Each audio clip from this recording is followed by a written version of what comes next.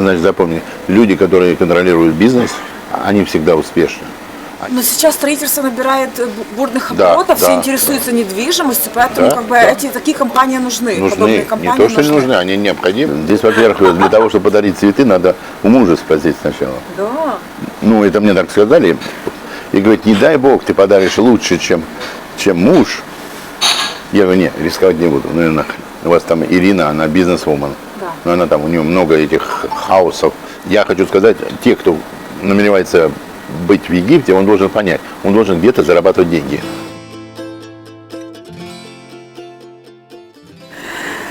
Вот мы снова встретились с Вячеславом, мои дорогие друзья. Доброе утро. Господа. Да. Вот как начинается утро в Египте у мужчины. Вот так начинается утро у мужчины. Так. Я хочу, чтобы у всех так начиналось. Вот так. Мороженое, сладости, восточный кофе. Вячеслав сказал, он желает, чтобы у всех начиналось так утро волшебным образом. Так что приезжайте в Египет, тут классно жить, вот такие сладости. Вот мне еще несут. Боже, какое вкусное. Боже, божественно. Это у вас первый завтрак или второй? Первый, я вообще не кушал. Да? Я хотел позавтракать там, думал, как обычный американский. А кофе какой у вас, первое или второе? Первое. Да? Нет, первое. Это вы ничего не ели с утра? Вообще нет. Я ночью не спал. А вы дома не варите кофе? Я не люблю. Я люблю прийти, чтобы посидеть, чтобы обалдеть, не бегать суеты. Потом американский кофе, он другой немножко. Ой, какое вкусное мороженое. Слушайте, изумительно. Если кофе взять. Ребята молодцы. Молодцы? Они здесь очень хорошие. Вот я хочу сказать вам, в Египте есть разный бизнес. Я увидел это сам. Есть люди хорошо относятся к бизнесу, а есть люди нехорошо относятся к бизнесу. Ну просто пофигительство. Директор сириец. Ну не в этом дело даже. Это просто зависит от человека, как он подходит к бизнесу. Вот как россияне есть, говорят, что делать в Египте. Ну смотря как ты будешь подходить к бизнесу. Если ты будешь валяться на песке где-то, на биче, конечно, у тебя бизнес не будет идти шатко-валко. А ты хочешь заниматься им, бизнес это надо посвящать всю жизнь. Что вам рассказать? Вот Виктория мне просит, расскажите. Мои впечатления о Египте, я вам скажу, неоднозначно. И хорошие есть, и плохие черты, но больше плюс пересиливает. Ну, что вам сказать, я по тем наблюдениям, которые я видел здесь, вот то, что я вижу, вот я столкнулся со многими русскоязычными людьми, которые купили здесь недвижимость, ну, которые хотят здесь осесть, либо сдавать, ну, какие деньги дополнительно инком иметь. Они сталкиваются с тем, что они вынуждены искать на русском чате специалистов, которые им подключат электрику, там, воду. А я просто с точки зрения своей, большой практики жизненной, почему не организовать компанию сервиса именно? Не просто частные люди, а люди мучаются, они им говорят, им надо оформить рабочую визу, это некому этим заниматься. Почему не сделать компанию большую? И в этой ассоциации бы работали все русскоязычные специалисты. И они в один колл-центр звонили бы им, допустим, и говорили, у меня проблема такая, мне нужно сделать электрику.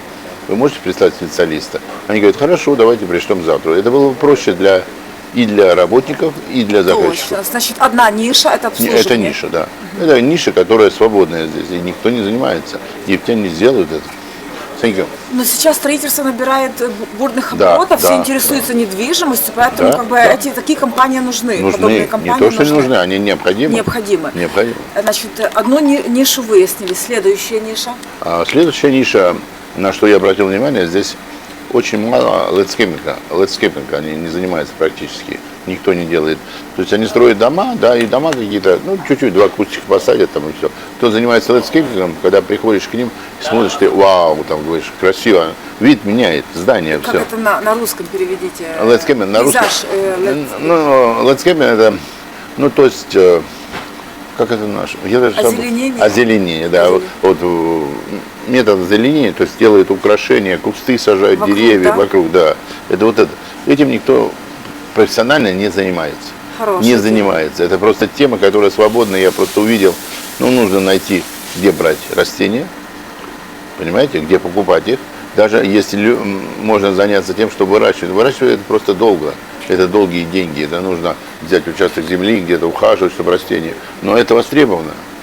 Это востребовано, понимаете? Это востребовано. Следующий. Значит, вторая ниша озеленение. Отлично. Уже 2 идеи дали мы людям. А третья ниша очень простая. Я же вам начал с озеленения. Здесь пальмы сажают в песок, и любые деревья сажают в песок. Они их посадили и поливают кучей воды. Там же надо поливать воды очень много, чтобы деревья росли. И вода уходит в песок.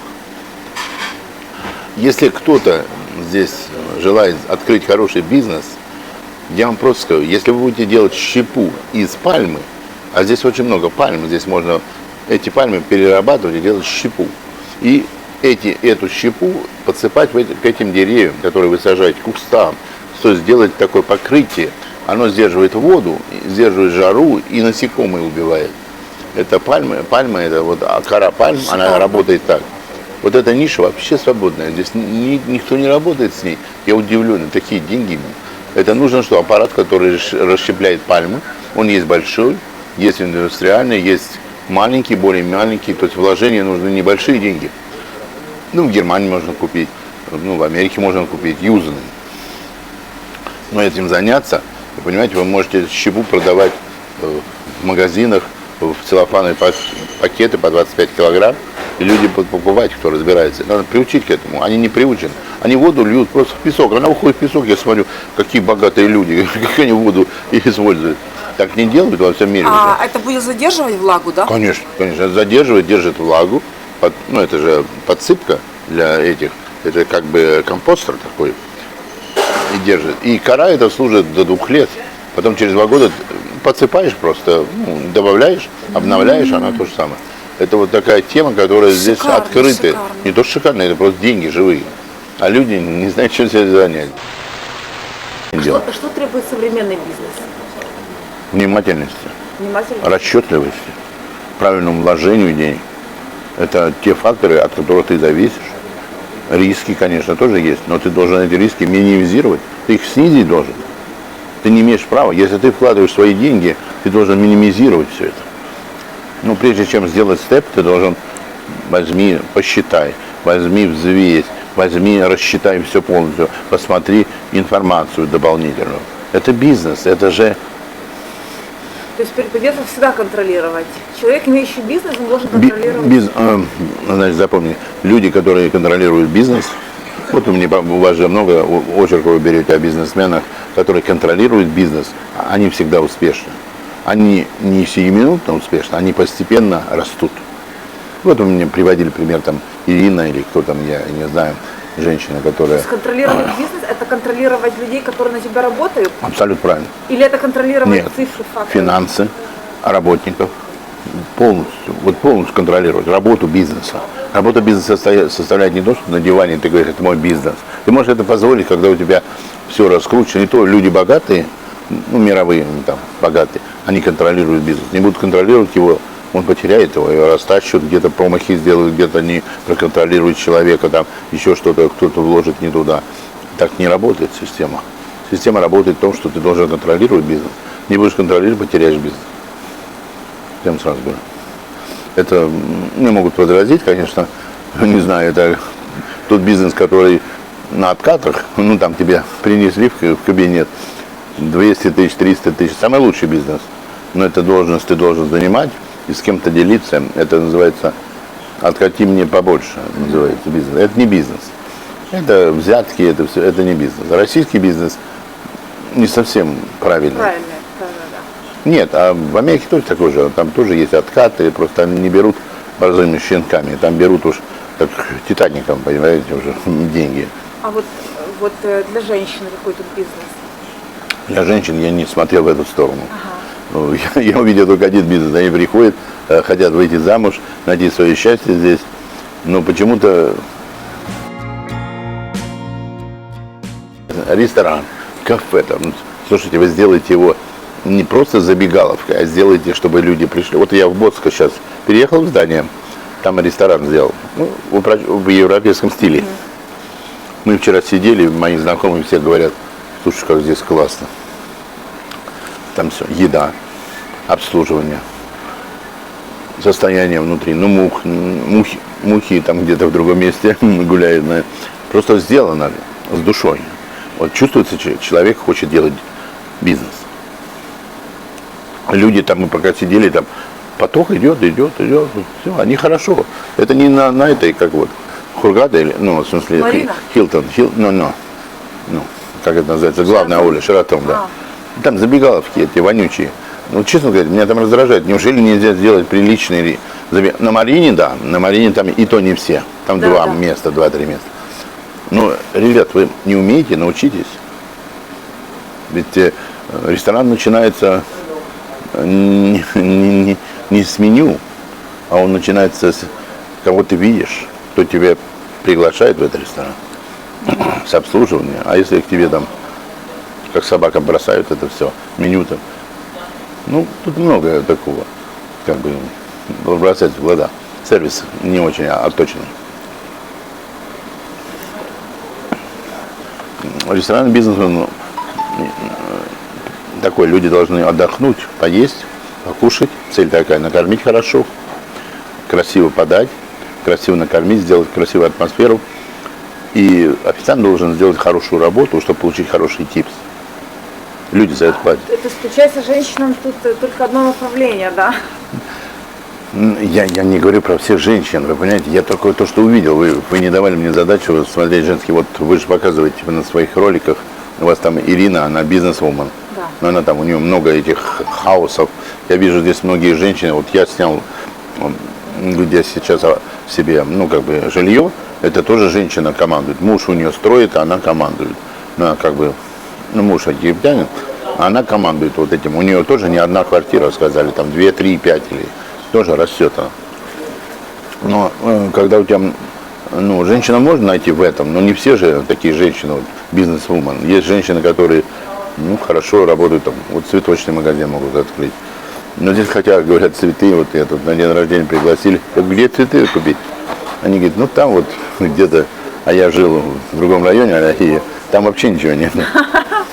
Я говорю, так что делать-то? Он говорит, да здесь не принято цветы дарить. Я говорю, а что принято? Скажите мне. Я же иду, меня пригласили, и иду к женщине, я должен что-то подарить. Ну, цветы это святое всегда. А здесь, говорят, здесь, во-первых, для того, чтобы подарить цветы, надо у мужа спросить сначала. Да. Ну, это мне так сказали, и я вынужден был спросить у мужа, говорю, я могу со своей стороны подарить букет цветов? И говорит, не дай бог ты подаришь лучше, чем муж. Я говорю, нет, рисковать не буду, ну и нахрен. Я же не знаю, какой муж ей подарит букет цветов. Если я подарю лучше, я вижу просто по-другому. И муж потом скажет, а что ты такие цветы получил? Или там не будет неприятности, ну, какой-то семейный маленькое выяснение разрастается, скандал. Я думаю, зачем мне это нужно?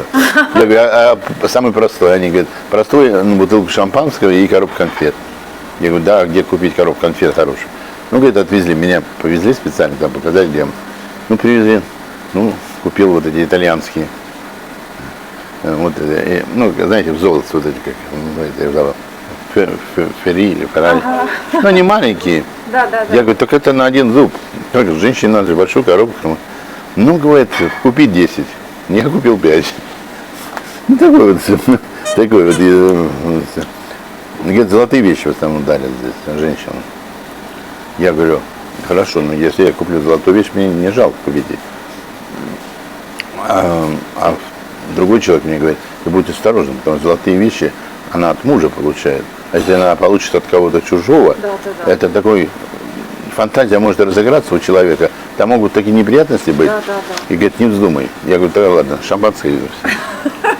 Ну что я могу? Нет, ну вы зря смеетесь. Нет, это правильно. Здесь другая культура, все другое. И то, что ты можешь позволить в другой стране, в этой стране нельзя. Интересно же? Интересно, но с одной стороны интересно, с другой стороны ты себя перестроить. Для того, чтобы себя перестроить, ты же должен пожить в этом мире, хотя бы окунуться. Я же ничего не знаю, как слепой. Но женщинам здесь тяжелее. Я просто из-за этого говорю. Женщина немножко тяжелее, чем мужчина в бизнесе.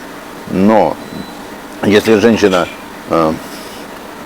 которая ставит целью сделать себя, не просто там найти мужа, а сделать себя, она может здесь добиться, потому что у них немножко культура к женщине приниженная. Но я думаю, что если есть, у нее будет образование, если она будет адвокат какой-то, или там еще, вот сейчас переоценка произойдет, просто переоценка. Они готовы ее там немножко принижать, но в такой степени не будут. Почему? Потому что это связано с тем, что образование, оно открывает много позиций. Если ты 3 класса образования, а она Нет, как, допустим, наша женщина может быть адвокатом? Или вы понимаете? Надо идти учиться здесь. Надо учиться. Тут? Да.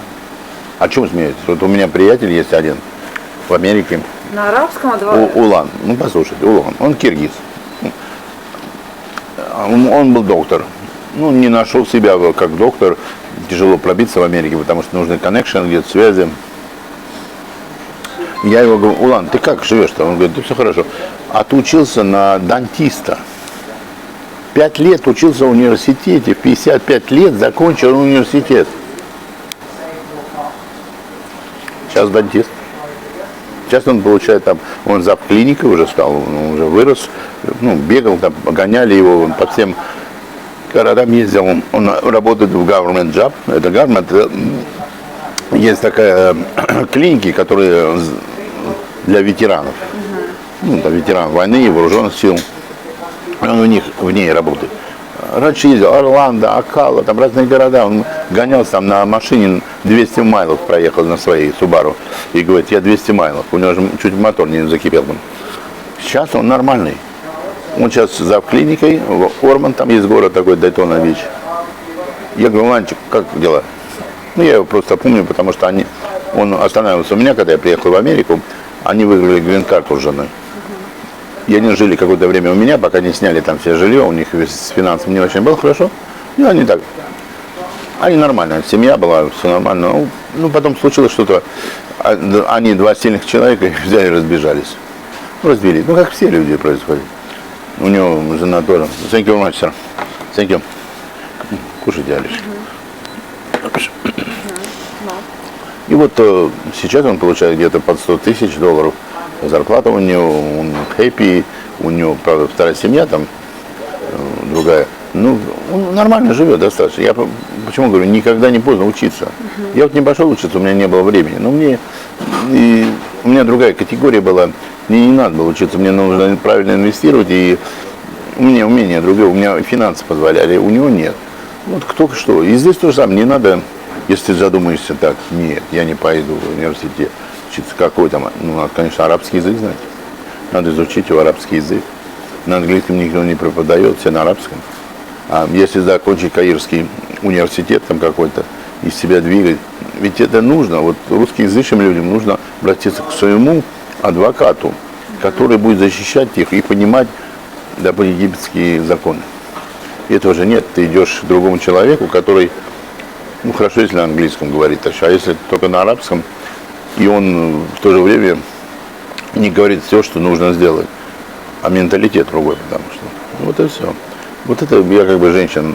Потом, ну, женщины многие здесь реал-эстейтом работают, я заметил, где продают что-то. Вяжут многие. Многие вяжут, да, многие вяжут. Шьют. Ну, я просто говорю, я бы вот мое видение, нужно сделать ассоциацию русскоязычных, объединить бизнес, который будет каверить, чтобы у них был адвокат, чтобы он защищал этот бизнес.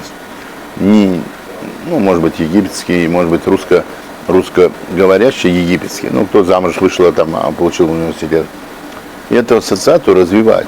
Которые приходят в ассоциацию, они платят там какой-то взнос, допустим, в эту ассоциацию, но ассоциация их защищает.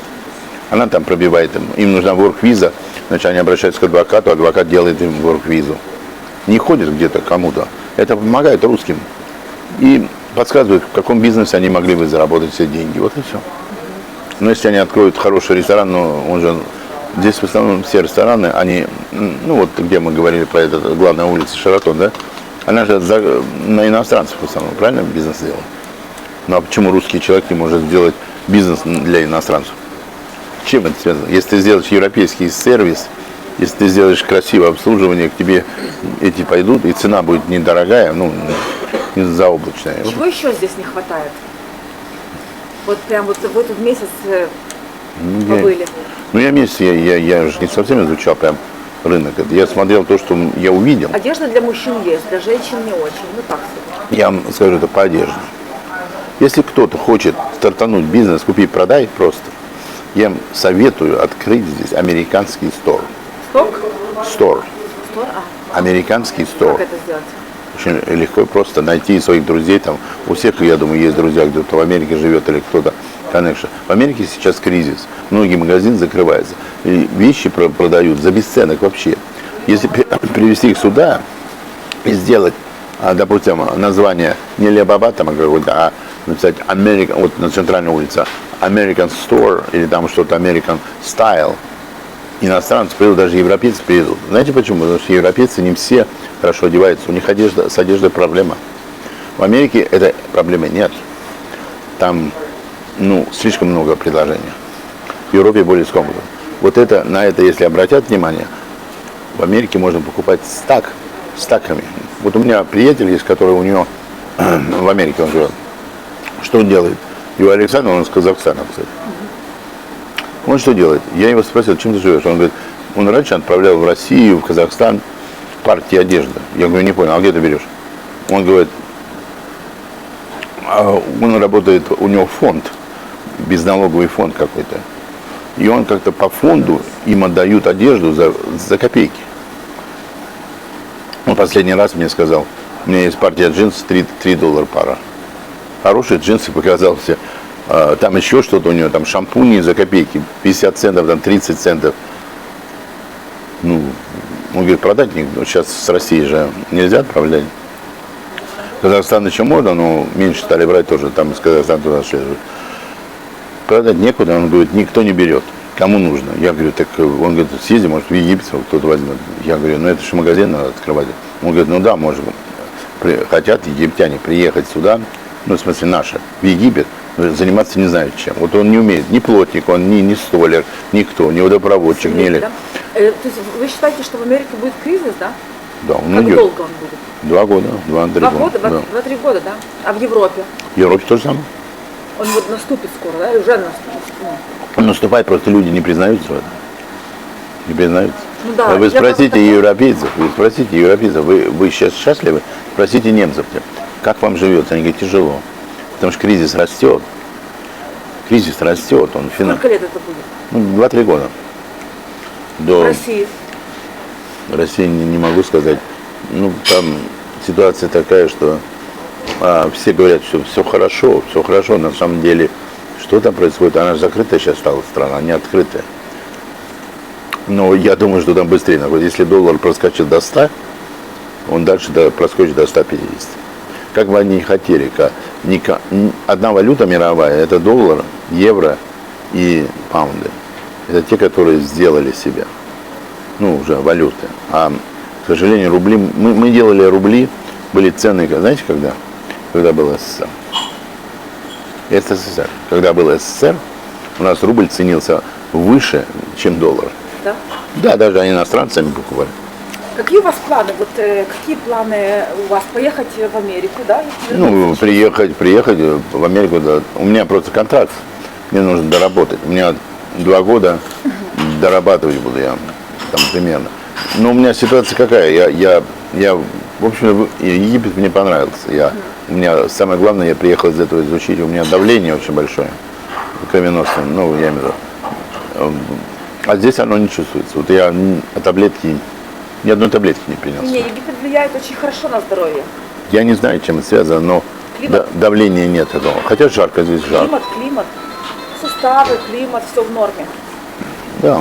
Вячеслав, то есть вы когда планируете вернуться? Я думаю, через полгода я приеду. Я хочу что-то посмотреть, недвижимость какой-то. Я уже выбрал. А район? Выбрал, да? Аляхия. Серьезно, да? Да, я не хочу другой. Никакой. Вот мне уже говорили и Каусер, и Маусер. Будете к нам приезжать сюда, да? Я хочу там просто жить, наслаждаться. Вот, если я там найду, там сейчас очень большое строительство, если я найду то, что мне... Мне там одна вещь понравилась, мне предложили, но они поменяли цену. Вот чем мне не понравилось. Сначала сказали одну цену, а потом приехал в офис, они говорят, нет, цена была неправильная, вы не поняли. И на меня смотрят, это было в паундах. Нет, я хочу сказать, те, кто намеревается быть в Египте, он должен понять, он должен где-то зарабатывать деньги. Если он зарабатывает в валюте деньги, в долларах, паундах, в евро, то легче будет в Египте переносить все, чем чем даже в Англии. У меня в Англии вот знакомые живут, у них инфляция большая, 20%. В Англии, да?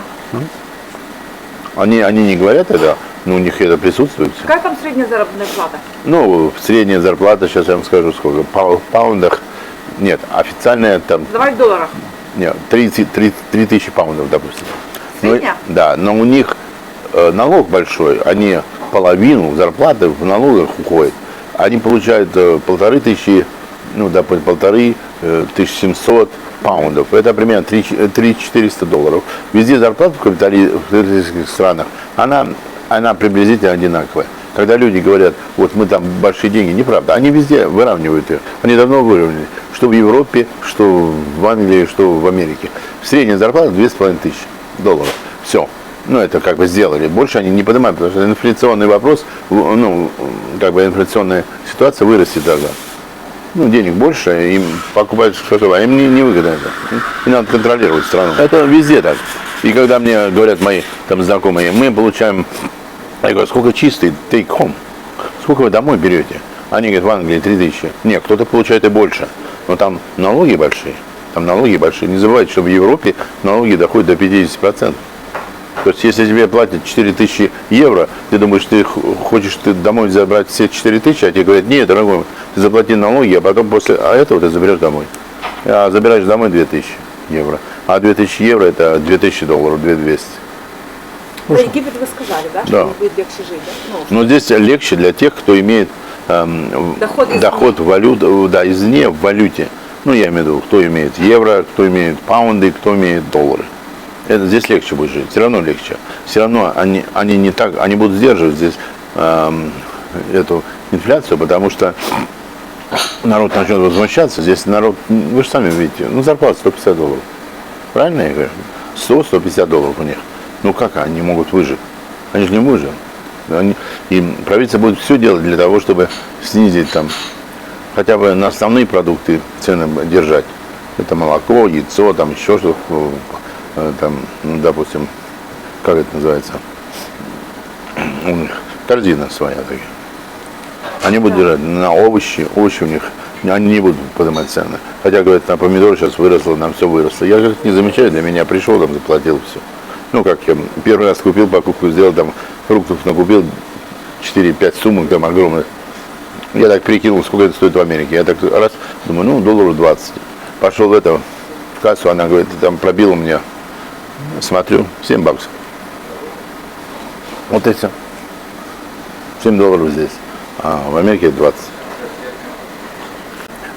Знаете, что самое интересное?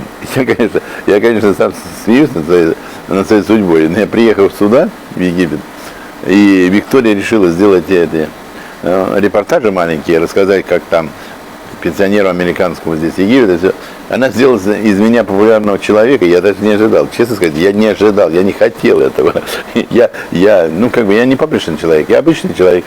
Но она сделала меня популярным, и мне сейчас там пишут даже те люди, которые 6 лет назад там в Батуми я встречался, это мой друг Аркадий, он написал мне там какой-то лестный отзыв и сказал, что я знаю этого человека. Слушайте, я не хотел этого, но я благодаря этому каналу, вот ее, она делает действительно людей каких-то звездами, типа экрана. Я так шучу, конечно, утрирую. Просто популярными. Ну, надо, я просто всем говорю, смотрите ее канал. У нее очень-очень интересная тематика всегда. Я вот я где-то год уже смотрю ваш канал. И я смотрю, у вас неординарные люди. Они как-то вперед, и получается, вы где-то их находите, я даже не знаю, где вы их видели. Ну, как бы, вот последний вот репортаж меня, покорила Ирина, которая там бизнес-вумен. Она просто молодец. Она человек позитивный, она человек движения, она делает. Она не говорит, она делает. И она просто рассказывает, что она делает. Она ничего не придумывает, ничего это нормально. И потом еще мужчина там рассказывал по истории, он очень хорошо разбирается в истории, какие-то там, я помню, где-то на пляже вы снимали, он там, я не помню, как это, он тоже рассказывал интересные вещи, которые для меня это были далеки, я не знал об этом, я узнал. Так что благодаря вот Виктории, господа, вы узнаете, можно сказать, больше информации в мире, получаете. А в Хургаде, если вы думаете сюда приехать, я думаю, вам надо приехать, пожить здесь и принять решение. И соизмеримо проживанию в Беларуси или в России, вот я обращаюсь к россиянам, белорусам, к украинцам тоже, сейчас в связи с теми событиями, которые там война идет, здесь более спокойно, более спокойно. Здесь более спокойно. И народ здесь хороший, неплохой. Ну, как и везде, есть хорошие, положительные, есть отрицательные. Так что обращайтесь к Виктории, она вам поможет здесь сориентироваться в Египте, как рыбакам, где ловить рыбу, а где нет. Что, так оно есть? Вы же знаете здесь все? Ну да. Выпили кофе, да? Да, я все готов. Сейчас соберем и рассчитаюсь, понятно. Да, да. Ну, отлично. Так что, Виктория, я думаю, что у вас подписчиков еще больше будет. Вырастет. Будем скучать по вам. Да не скучайте, ничего страшного, я же не панацея во всем. Здесь приезжают хорошие, интересные люди. Я вот каждый раз знакомлю здесь хорошие люди. Кстати, да, расскажите, что здесь очень много. Скажите. Очень интересные люди приезжают сюда. Вот поверьте мне, знающие. Вчера мы познакомились на пляже, я был там, перед тем, как переехать, был на пляже.